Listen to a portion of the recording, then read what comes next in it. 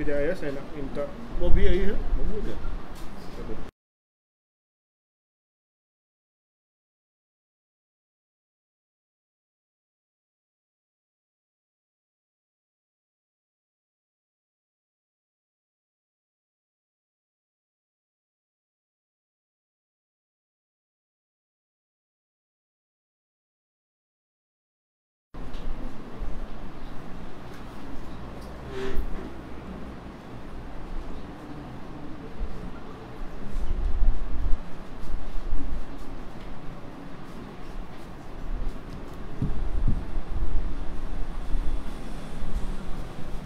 Okey, sementara kita menunggu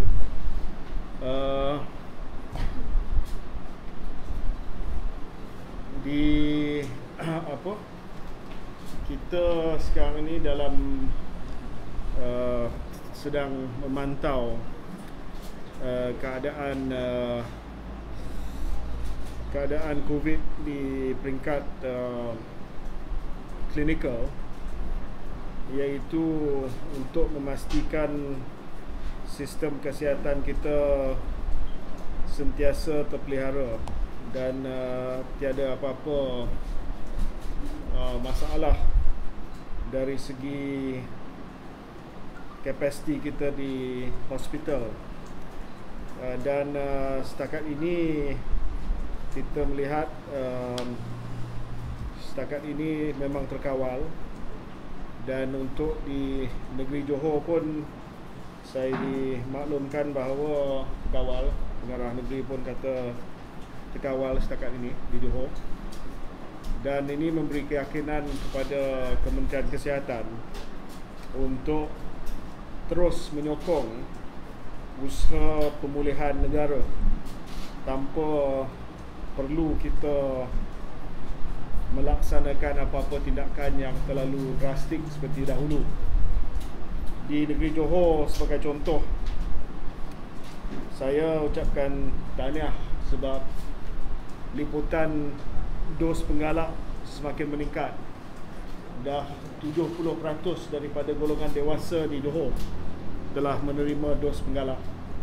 Dalam tempoh 2 minggu ini, peningkatan yang ketara di Johor seperti mana yang telah pun kita rancang, dan Jabatan Kesihatan Negeri telah berjaya untuk sampai ke sasaran 70% menjelang PRN. Saya maklum pada Datuk Dr. Aman mesti sampai 70% sebelum PRN, dan hari ini sudah tercapai 70% satu hari selepas penamaan calon, ya. Ini memberi perlindungan yang baik kepada pengundi-pengundi, terutamanya kepada warga emas dan juga mereka yang mempunyai beberapa masalah kesihatan, supaya mereka terlindung daripada virus ini. Lebih-lebih lagi dengan kegiatan kempen yang sedang berlangsung, yang mana kita telah memberi sedikit kelonggaran seperti walkabout, ceramah berskala kecil. Jadi semua perancangan kita telah buat, ya. Sebab hari itu saya kata, berbanding dengan Melaka, Johor punya SOP ni akan dilonggarkan sikit. Ramai yang marah sebab kes meningkat. Tetapi maklumat yang kita ada pada Kementerian Kesihatan adalah walaupun kes meningkat, tetapi kesan daripada kes-kes ini tidak seserius beberapa bulan yang lepas. Maksudnya tidak menyebabkan peningkatan ke ICU, kematian dan sebagainya. Sebab itu saya yakin boleh bagi sedikit kelonggaran untuk PRN Johor. Dan saya kata pada Datuk Dr. Aman, please make sure by the time kita ada PRN ni, kita punya liputan vaksinasi dos penggalak 70%.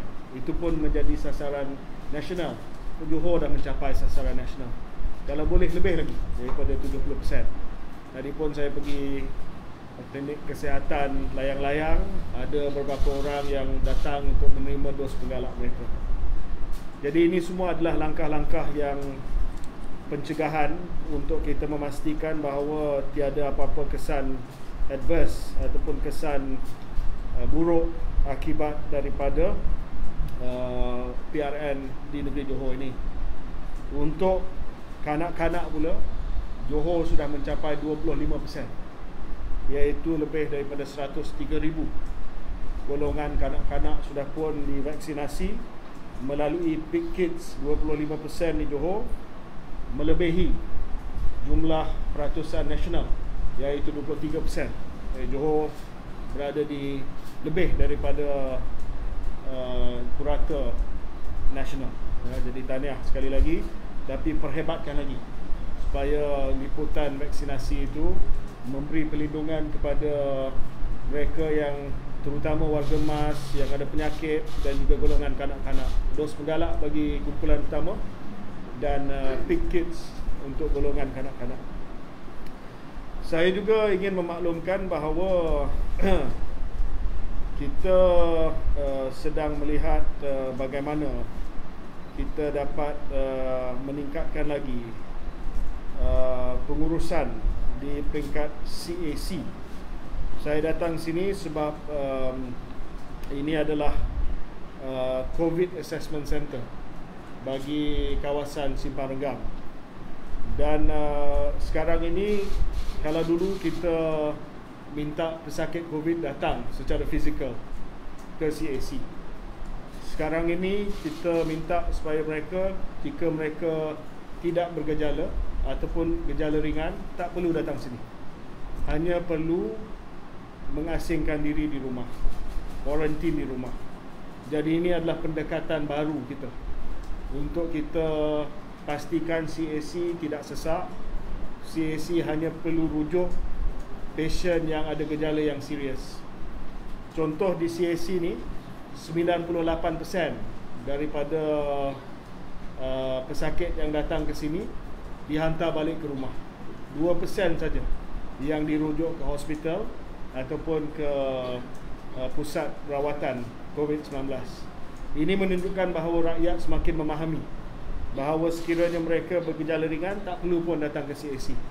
Yang ragu-ragu mereka akan datang, tapi kebanyakan daripada mereka sebab dah ada vaksinasi, boleh pulih di rumah, tak perlu dirujuk kepada hospital. Betul tak doktor? 98% hantar balik ke rumah, 2% saja dihantar ke hospital. So ini menunjukkan kejayaan ya program vaksinasi kita yang memberi perlindungan yang baik walaupun sakit demam, sakit tekak dan sebagainya, tetapi masih lagi boleh pulih di rumah masing-masing. Oh, inilah the new face of COVID. Kalau tanya pada saya apakah maksud kita hidup dengan COVID, inilah COVID akan jadi sesuatu untuk kebanyakan daripada mereka yang dijangkiti COVID, something yang boleh kita pulih di rumah. Tetapi kita buat pemantauan ya. Selain meneruskan operasi CAC, KKM juga telah memantapkan operasi CAC Maya ataupun apa yang kita panggil sebagai virtual CAC. Jadi CAC ni dia bukan hanya buat penilaian di sini, dia juga jaga mereka yang dihantar balik ke rumah. Jangan ingat kita hantar balik ke rumah kita lupakan mereka saja. No.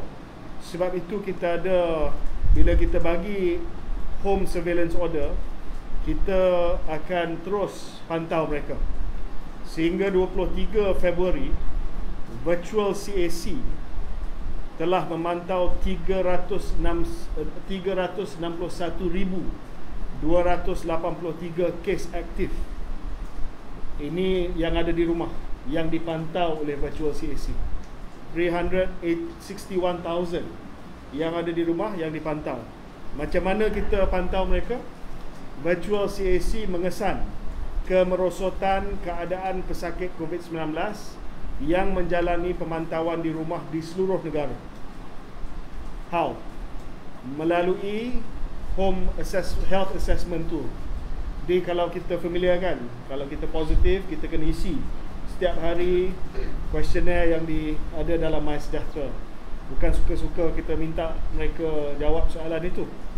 Bila mereka jawab soalan itu, kita ada sistem untuk melihat kepada gejala bertanda amaran ataupun warning sign.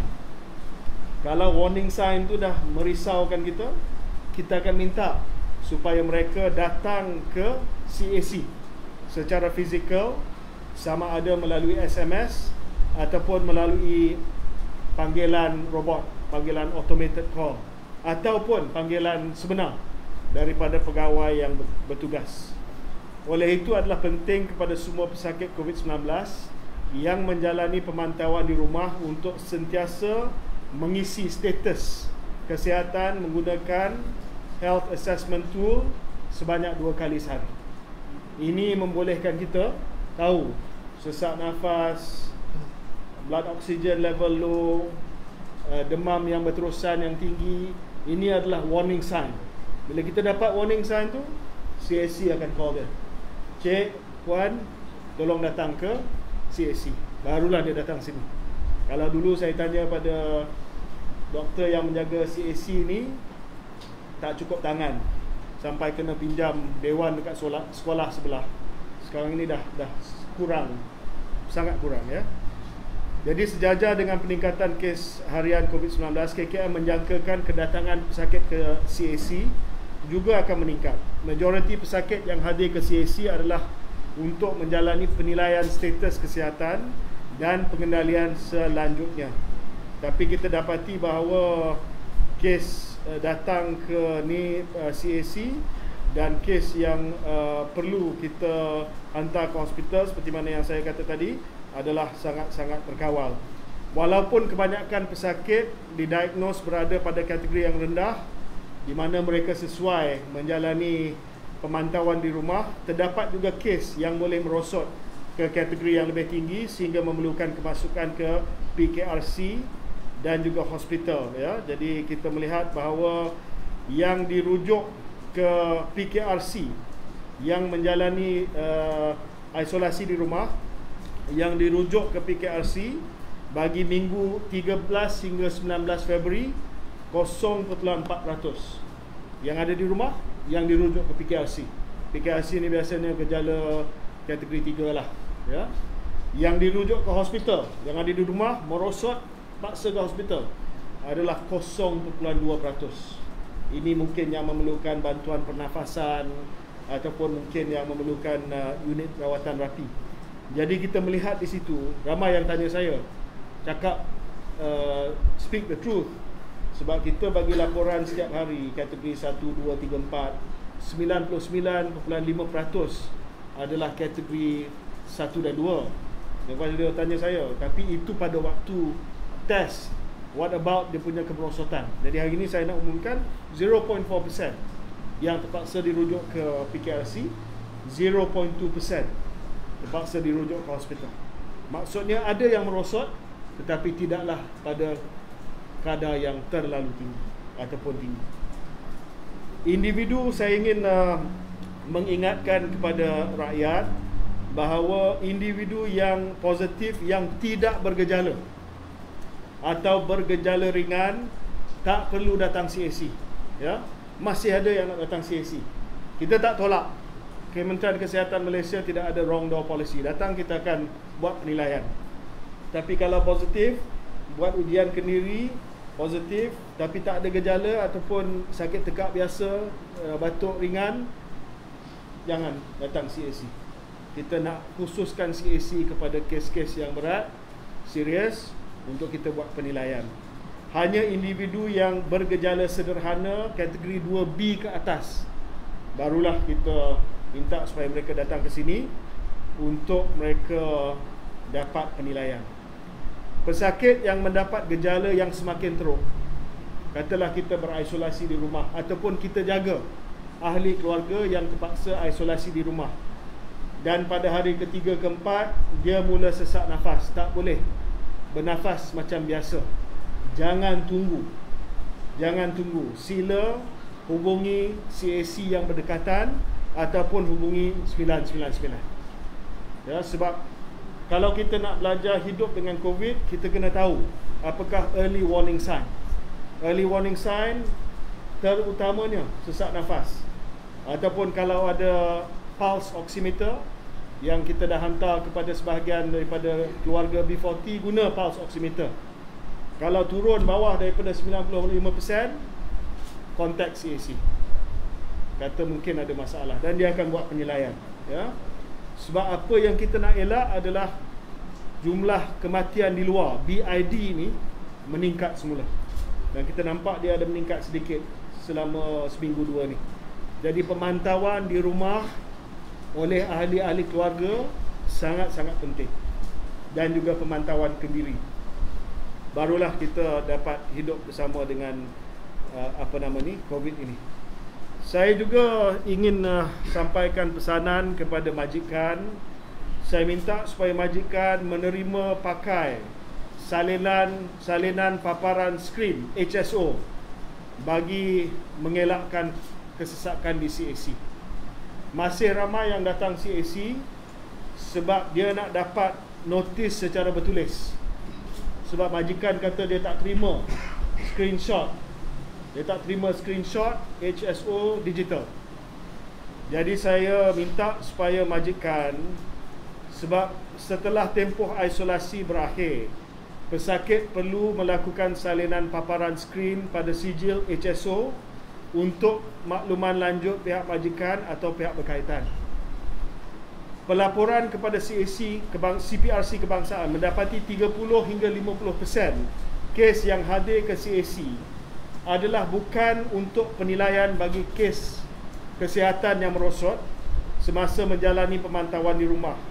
Sebanyak 90% daripadanya adalah untuk tujuan discharge, nak dapat notis bertulis tu. Dia datang juga CAC nak dapat notis bertulis. Jadi ini menyebabkan penambahan beban tugas kepada staf saya di CAC. Mereka sepatutnya buat penilaian kepada pesakit, bukan nak tulis notis untuk pelepasan ataupun HSO. Jadi saya minta semua majikan peka terhadap perkara ini dan menerima sijil digital HSO dan RO, release order. Sama ada notis untuk asing ataupun notis boleh keluar. Guna screenshot yang ada dalam MySejahtera. Itu cukup. Kalau majikan tak terima, buat aduan pada saya. Saya akan cari majikan. Ya. Saya juga sekali lagi minta tolong kepada mereka yang berisolasi di rumah, tolong jawab soalan setiap 2 kali setiap hari, ya. Purata kes aktif yang menjawab soalan sekarang ini pada 20 Februari adalah 55%. Maksudnya 45% tak jawab soalan. Dia telah meningkat. Dulu 40% saja yang menjawab soalan, sekarang ni 55%. Tapi sangat penting untuk jawab soalan. Ini bukan KKM pandai-pandai suka-suka nak menyusahkan pesakit COVID, tetapi ini adalah untuk kita dapat tangkap warning sign. Kalau dia berisiko tinggi, merosot, panggil cepat masuk dalam hospital. So very important, ya. Jangan ingat kita menyusahkan dengan HAT. Saya juga ingin maklumkan bahawa robocall kita sangat berkesan sebab jumlah yang mula menjawab soalan-soalan health assessment tool meningkat apabila mendapat panggilan automated daripada KKM punya sistem MySejahtera. Minta supaya mereka mengisi HAT sebab HAT mereka belum lengkap. Jadi saya harap daripada 55% lebih daripada 70%. Kalau boleh semualah, tapi saya tahu itu susah. Tapi target kita more than 70% boleh menjawab HAT 2 kali setiap hari. Ini strategi yang boleh kita mengurangkan jumlah BID ni yang mati di luar. Ini saya sangat-sangat terkesan bila ada kes mati di luar. Sebab kita tak dapat kesan tanda-tanda awal untuk minta mereka datang. Dan ahli keluarga jangan tunggu. Ya. Kalau nampak ada kemerosotan, bawa cepat ke CAC ataupun terus ke hospital. Okey, ada apa-apa soalan? Untuk yang left-hand 4% for category 1 and 2 0.4% kan? Itu untuk tempoh berarti Yang tadi tu? yang 0.4% dirujuk ke PRC, Ya. 0.2 ke Itu adalah untuk tempoh 13 hingga 19 Februari. Kalau 6 hingga 12 Februari Yang dirujuk ke PKRC 1.1%. Yang dirujuk ke hospital 0.2%. Jadi yang dirujuk pada PKRC telah menurun. Maksudnya kemerosotan itu semakin kecil bilangannya. So jumlah the 0.4 13 to 19 February. Ini yang terkini yang kita ada lah. Ya? Okay. Okay, so moving to each statement, you see there are 5 states where ICU wards are above 50% usage, and then there are 12 or 13 states where COVID-19 beds are also above 50%. I know that you mentioned that situations are somewhat controlled, but day in, day out, it seems like the percentages are increasing. Even like Selangor, Kelantan is above 100%. Ya, jadi saya kena jelaskan sikit tentang percentage ini. Kita, ialah bila dia dah sampai ke tahap yang agak tinggi, kita akan rasa risau. Tetapi bila kita laporkan peratusan ni, ini adalah peratusan berdasarkan kepada katil yang telah di-designate as COVID beds. Sebenarnya denominator tu dah semakin kecil. Sebab dulu bila kita dah tak guna untuk COVID, kita designate semula sebagai katil ICU non-COVID. Kita designate semula sebagai katil ward non-COVID. So saya kata kita dalam keadaan yang masih terkawal. Sebab kalau berlaku peningkatan kes COVID, kita boleh redesignate katil itu sebagai katil COVID. Denominator tu akan meningkat. So itu yang dikeluarkan kenyataan oleh KPK setiap hari. Memang semua tengok banyak negeri dah lebih 50%. Tapi kita masih lagi ada spare capacity katil ICU non-COVID, katil ward non-COVID yang boleh diklasifikasikan semula sebagai katil COVID 1.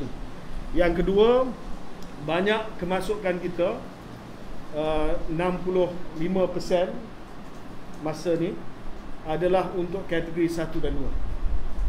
So kita ambil pendekatan preemptif. Maksudnya walaupun dia kategori 2A tetapi dia warga emas, dia ada serious comorbidity, kita masukkan dulu. Just preemptive. So kalau berlaku peningkatan kes seperti ini, sama ada boleh dirujuk balik ke rumah ataupun kita boleh buka PKRC, low risk step down care, macam kita buat di MIAPS baru ni. So MIAPS sebab saya nak jaga kapasiti HKL, saya tak nak ada surge HKL. Katil cukup, tapi masalahnya kalau saya terpaksa redesignate non-COVID katil balik kepada COVID katil, dia kacau backlog kita, non-COVID backlog kita. So I made the decision buka MIAPS, preserve the capacity for HKL and other hospital di Lembah Kelang. Bagi keadaan sekarang yang semakin okey COVID ni, adakah kerajaan akan menimbangkan untuk ke arah endemik, diperkirakan ke arah endemik? Bila kita lihat kepada angka-angka, dia masih lagi jauh daripada endemik lah. Sebab dalam peringkat endemik ni, jumlah kes jangkitan pun tak berapa tinggi sangat. Tapi COVID ini adalah satu virus yang baru. Mungkin kita kena tafsirkan semula apakah tahap endemik untuk COVID, satu. Yang kedua, kita juga mestilah berpandukan kepada nasihat dan norma antarabangsa. Tak ada negara pun yang dah isytiharkan COVID ini sebagai endemik. WHO pun masih lagi anggap ia sebagai pandemik. Cuma istilah yang saya guna adalah peralihan ke pandemik. It is going to be a long transition to pandemic, but we are making it right now. Sebab kalau kita tidak berada dalam peralihan ke pandemik, we have to go PKP, tak boleh nak buat itu, tak boleh nak buat ini. Now we are learning to live. Macam kes yang saya sebutkan tadi lah, virtual CAC ni. This is peralihan ke pandemik. Tak perlu datang lagi, just stay at home, jaga diri, kita akan pantau. These are steps towards it. So kalau ada orang kata kita tak ada strategi, not true. Ini memang strategi peralihan ke pandemik. We are still looking after you. It's just that we're not looking after you at the hospitals only, but now also at home, using digital tools. This is the new normal lah. Kalau ini boleh tentang isu yang jauh, ada beberapa parti politik yang meminta supaya SOP kempen itu dilonggarkan. Apa pandangan YB? Saya rasa okey lah ni. I mean, we have come a long way since Melaka. Dia dah benarkan kempen walkabout. Dulu tak boleh walkabout, sekarang boleh pergi rumah ke rumah. Kita tak benarkan dia orang masuk rumah because that's dangerous. Dia boleh kempen di anjung rumah, boleh kempen di pagar, boleh buat ceramah berkelompok di pejabat-pejabat parti. Saya rasa ini adalah satu penambahbaikan yang proportional, yang boleh dikatakan sebagai cermat. Nanti bila ada pilihan raya lagi nanti kita tengoklah keadaan. Tetapi saya tidak mahu syorkan kepada SPR terus buka seperti dahulu sebab kita masih lagi dalam pandemik. It's just that we continue to improve. Kita continue to bagi kelonggaran dari masa ke semasa. Tetapi mestilah stepwise, berperingkat. Jadi macam mana daripada segi enforcement yang ini, kalau tengok dalam hari kedua ada parti-parti politik pun yang tak ikut SOP penjarakan fizikal dan masuk semua parti lah. Saya ada sekretariat, saya ada bilik gerakan di sini di bawah kesihatan awam dan juga sektor inspektorat dan perundangan, dan saya telah bagi arahan kepada mereka untuk keluarkan kompaun, tak kira siapa, tak kira parti, tak kira individu. Kalau didapati dia langgar SOP disebabkan kesalahan dia, kita keluarkan kompaun. Ini masuk ke Najib tadi di Perlis nampak. Jika didapati video itu melanggar SOP yang disebabkan oleh dia, boleh dikeluarkan kompaun. Saya kena sebut ni sebab saya melihat kadang-kadang bila tengok video, orang salahkan pemimpin yang hadir. Bukan rujuk kepada kes ni, kepada semua kes lah. Tapi sebenarnya yang menyebabkan commotion tu adalah orang ramai. So dalam keadaan tersebut, saya telah minta supaya first kita bagi teguran dulu. Jangan keremuni pemimpin. Don't go and crowd around the leader. Yang kedua, kita minta supaya jaga penjarakan, sewaktu ada program walkabout dan sebagainya. Saya tahu semua nak datang ambil selfie. Jadi kita minta penguatkuasa untuk mereka guna budi bicara. Because mungkin kadang-kadang kita nampak dia datang nak ambil selfie, nak ambil gambar. So dalam keadaan 5 saat tu terus orang semua bagi compound. So kita kena discretion sikit lah. Kalau memang degil sangat, then keluarkan compound. So kita kena ada discretion. Saya punya penguatkuasa ada discretion untuk melihat keadaan dan melihat kepada sama ada ia wajar keluarkan compound ataupun tidak. Baik, saya ingin panggil di Terengganu dan Kelantan untuk COVID-19 dapat di Mana? panggil di Terengganu dan Kelantan. Macam biasa kita ada SOP. Kita ada SOP untuk pusat-pusat pemindahan banjir. Yang mana SOP itu jelas, telah pun diturunkan ke lapangan apa yang perlu kita buat di pusat pemindahan banjir dari segi saringan, dari segi ujian mereka yang bergejala, pengasingan mereka yang positif, semua dah ada di bawah. Dan kita melihat 2 bulan lepas bila berlaku banjir, memang tidak ada satu pun kluster besar daripada pusat pemindahan banjir. Ada satu saja tapi kecil.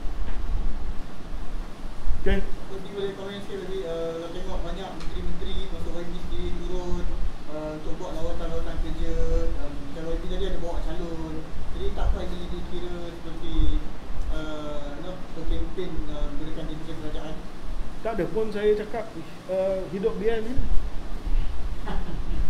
Saya jelas lawatan kerajaan. Tak ada ucapan politik. Ni saya pakai vest KKN. Lepas ni saya pergi lawatan ke bilik gerakan parti, saya tukar. Tok, saya pakai vest BN pula. So memang jelas. Topi pun saya tukar. So very clear. Lawatan mesti dibuat. Takkan saya datang Johor untuk jumpa dengan calon. Saya tak datang melawat klinik kesihatan. Tapi bukan saya guna pentas ni sebagai pentas nak kempen. Saya tak keluar pun perkataan kempen kat sini. Tak ada pun saya bagi bantuan kepada orang. It's just lawatan kerja. Alang-alang dah ada kat sini, tak nak buat lawatan. That's fair. Kalau saya guna pentas ni, panggil semua doktor nurse, cakap undian. Lepas tu bagi beras. Salah. Buat lawatan macam ni, okay. That's professional. Okay? Apa lagi? Last.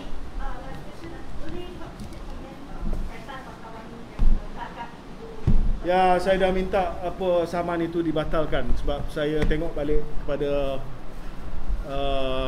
tengok balik laporan tu, bukan salah dia lah. Bukan salah dia. Ini wartawan yang kena saman kan, yang kena compound. Ya. Saya bagi tahu kepada penguatkuasa, kalau wartawan buat kerja, bagi amaran dan teguran dulu yang fair. If it's not dia punya fault, dia memang nak pergi cari interview dan sebagainya, tak payah compound. Tapi minta tolong daripada wartawan lah, ikut SOP ya. I've told my guys, wartawan yang buat kerja tak payah compound. Okay? Okay, alright. Terima kasih.